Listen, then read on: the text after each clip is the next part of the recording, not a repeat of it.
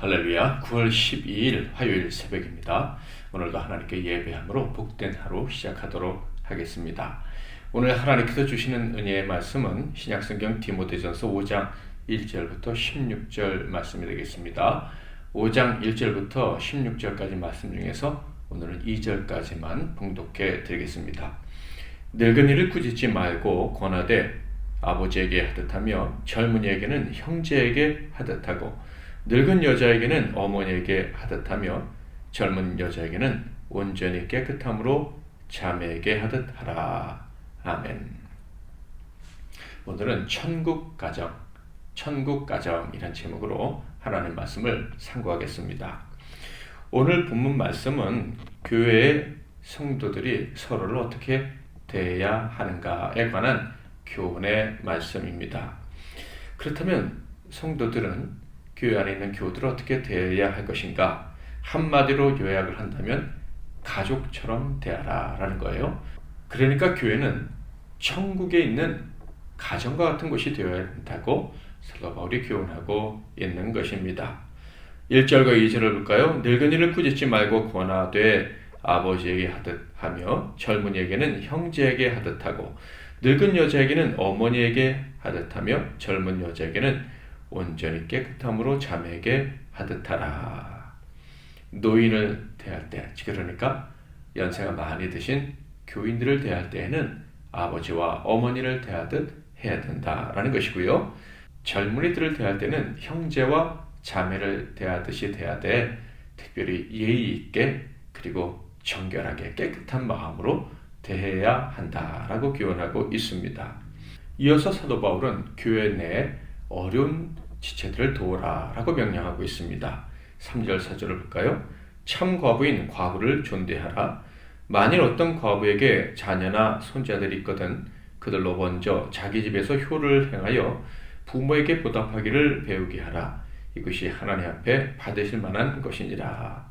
믿음이 훌륭하고 그리고 남편이 세상을 떠났는데 아무도 도울 사람이 없는 그런 과부가 있다면 그를 먼저 도우라 라는 것이죠. 성경에 보면 하나님께서 계속해서 먼저 도와야 될 사람들을 말씀하고 계시는데 과부와 고아들입니다. 그러니까 과부를 우선적으로 도우라 라는 말씀은 당연한 교훈인 것입니다. 또 사도 바울은 이야기하기를 어떤 사람에게 자기 어머니가 있는데 자기 할머니가 있는데 그분이 과부라 라고 하면 다른 사람을 돕기 전에 그분을 먼저 도와야 된다 라고 말씀하고 있습니다. 이것이 하나님께서 받으실 만한 것이다. 하나님 앞에서 합당한 것이라는 거예요. 그런데 만약에 자신에게 과부인 어머니나 할머니가 있는데 하나님께 드렸다. 고르반이라고 하죠. 하나님께 드렸다. 하나님을 위해서 헌신했다. 그러니 나는 어머니는 돌보지 않아도 된다. 라고 하는 사람이 있다면 그것은 하나님 앞에 죄를 범하게 되는 거예요. 하나님이 과부인 부모님을 섬기는 것을 하나님 앞에서 옳은 일이라고 했는데 행하지 않는다.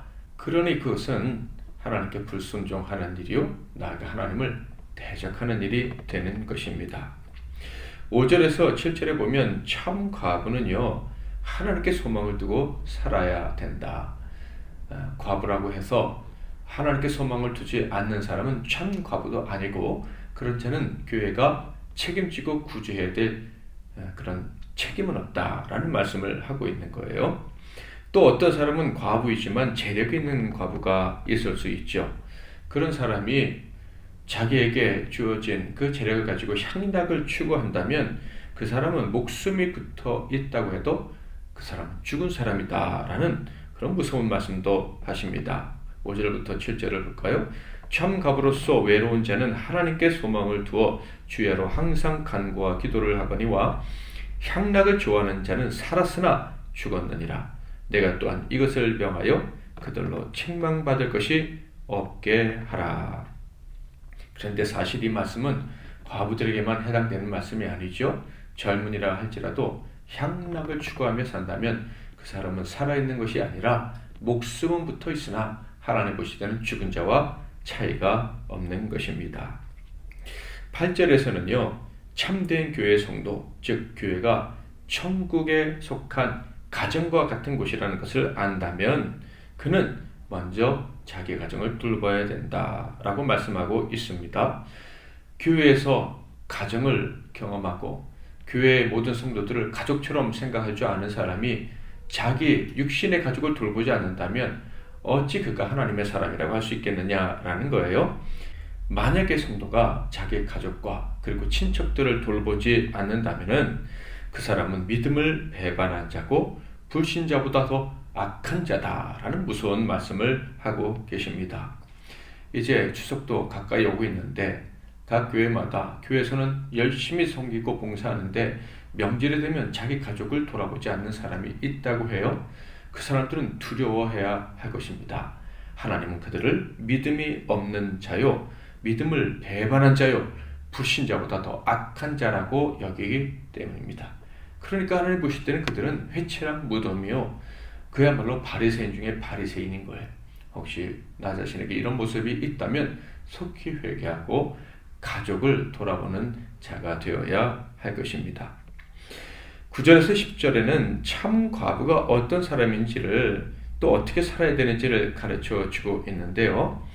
과부로 명부에 올릴 자는 나이가 60이 덜 되지 아니하고, 그러니까 60이 넘어야 되고, 한 남편의 아내였던 자로서 선한 행실의 증거가 있어 혹은 자녀를 양육하며 혹은 나그네를 대접하며 혹은 성도들의 발을 씻으며 혹은 환난 당한 자들을 구제하며 혹은 모든 선한 일을 행한 자라야 할 것이요. 자, 참가부가 어떤 사람인지 알 수 있겠죠?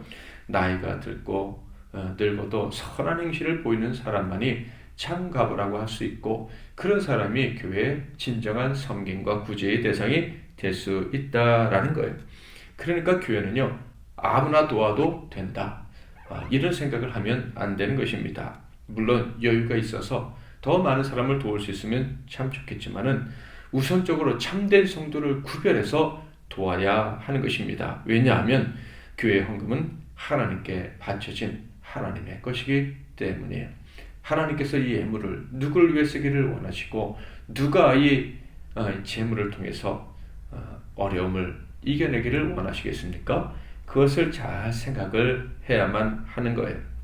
16절을 읽어보면 참 교인이라면 교회 헌금이 헛되이 쓰이지 않게 하기 위해서 최선을 다해야 한다는 것을 사도 바울이 말씀했다는 것을 확인할 수 있는데요. 만일 믿는 여자에게 과부 친척이 있거든 자기가 도와주고 교회가 짐지지 않게 하라. 이는 참가부를 도와주게 하려 함이라. 그러니까 정말 구제해야 될 사람을 우선적으로 구제할 수 있도록 모든 성도는 각자 자기 나름대로 구제할 것들을 찾아서 구제 사역을 감당해야 한다라는 거예요. 13절부터 16절에 보면은 쓸데없이 한담하며 돌아다니는 일이 교인들 중에는 없어야 할 것이다 라고 말씀하고 있습니다. 그러니까 시간이 남아 돌고 물질도 있고 할 일도 없고 해서 여기저기 돌아다니면서 이 말 저 말 옮기는 사람은 교회에 있어서는 안 된다라는 거예요. 왜냐하면 그런 사람들은 대저에게 교회를 공격할 빌미를 제공해주는 자들이기 때문이다라는 거예요. 심지어 그렇게 한담하며 돌아다니는 자들은 자신의 영혼을 사탄에게 내어줄 수도 있기 때문에 정말로 교인들은 불필요한 말을 여기저기 옮기며 다니면 안 된다라는 거예요. 앞선 직분자의 그런 자격 조건에서도 볼 때 교회의 목회자들과 그 다음에 남자 집사, 여자 집사들은 비슷한 공통적인 자격 요건을 가지고 있는데 차이점이 있었죠. 남자 성도님들은 일구연하면 안 된다. 그러니까 여기서 이 말하고 저기서 다른 말하는 한 가지 사실에 대해서 둘셋 이상의 이야기를 해서는 안 된다. 그리고 여성들은 남을 모함하면 안 된다. 거짓으로 남을 괴롭혀서는 안 된다라는 말씀을 했었죠. 여기서도 역시 한담하면 안 된다라고 교훈하고 있습니다. 자, 결론은 무엇일까요? 교회는 가정이므로 서로를 돌보되 진심으로 잘 돌봐야 한다라는 것입니다. 그리고 이 서로를 돌볼 때 원칙을 지켜야 한다는 것도 사도 바울은 이야기하고 있습니다. 무조건 불쌍하다고 다 돕는 것이 아니라 하나님이 정하신 우선순위에 따라서 돕되, 즉 과부와 고아를 먼저 도와야 하는데, 그렇게 과부와 고아들을 도울 때에도 교회 헌금으로 돕는 것이므로 정말 믿음과 경건에 흠이 없는 자를 먼저 도우려 해야 한다라는 거예요. 또 참과부라는 말씀에서 알 수 있듯이 도움을 받는 성도들이 멸시당한다는 느낌을 받아서는 안 된다. 내가 존중 여김을 받지 못한다라는 느낌을 받아서는 안 된다. 정말 구제할 때에도 구제받는 분들이 존중을 넘어서 존경을 받는 그런 마음이 들도록 정말 정성을 향해 구제해야 한다라는 거예요. 이런 원칙들이 지켜질 때 교회는 정말 천국과 같은 가정이 되는 것입니다. 오늘 우리 교회를 위해서 기도하는 시간을 가졌으면 좋겠습니다. 서로 사랑하며 돌보아 주되 하나님이 기뻐하시는 원칙대로 잘 돌보아 주어서 정말 시간이 갈수록 더 행복해지는 교회, 약한 자들이 두려워하지 않는 교회, 사랑이 넘침으로 하나님께서 많은 복을 주셔서 더 많이 나눌 수 있는 교회가 되게 해달라고 기도할 수 있기를 바랍니다. 찬양하고 기도하겠습니다. 우리는 사랑의 띠로 찬양하겠습니다. 우리는 사랑의 띠로 하나가 되었습니다. 하나님을 사랑하고 예수님의 사랑을 널리 전하세. 우리는 사랑의 띠로 하나가 되었습니다. 하나님을 사랑하고 예수님의 사랑을 널리 전하세. 모두 찬양하며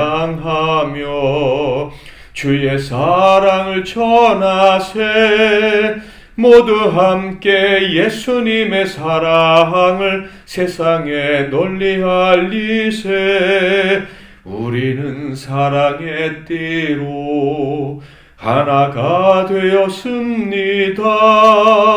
하나님을 사랑하고 예수님의 사랑을 널리 전하세. 잠깐 기도하겠습니다. 제가 먼저 기도하고 이어서 여러분 각자 기도하시고 승리하시는 하루가 되시기를 바랍니다. 기도하겠습니다. 하나님 아버지, 우리를 구원해 주셔서 이 교회라는 영광스러운 이 땅에 구현된 천국 가정에서 살아갈 수 있도록 허락해 주시니 감사합니다. 이곳에서 우리 육신의 가정보다 더 행복한 공동체를 만들 수 있는 저희들이 되게 하옵소서. 이를 위해서 하나님께서 우리에게 교훈해 주신 대로 순종할 수 있도록 능력을 더해 주시고 우리 각자에게 겸손하고 또 순종하는 마음이 넘쳐나게 하옵소서. 이렇게 주님 말씀 순종하여 사랑으로 서로 섬기고 돕고 구제함으로 말미암아 교회 안에 어려운 분들이 없고 또 어려운 분들도 존중의 힘을 받으며 힘있게 천국을 향해 나아갈 수 있도록 도와주시옵소서. 예수 그리스도의 이름으로 기도하옵나이다. 아멘.